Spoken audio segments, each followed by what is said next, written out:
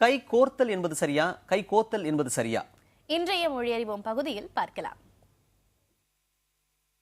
கைகோர்த்து கொண்டு நீண்ட தூரம் பயணித்தோம் போன்ற வாக்கியங்கள் அடிக்கடி தென்படுவதுண்டு. இதில் நாம் உற்று நோக்க வேண்டிய சொல் கோர்த்து என்பதுதான். கோர்த்தல் என்று எழுதுவது சரியா? இல்லை, கோத்தல் என்ற சொல்லே சரி. ஏன் என்பதை இப்போது பார்க்கலாம். கோத்தல் என்றால்தான் அதற்கு சேர்த்தல், தொகுத்தல் என்ற பொருள் ஏற்படும்.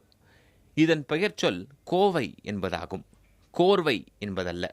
கோர்வையாக பேசினான் என்று சொல்லுவது கூட தவறு.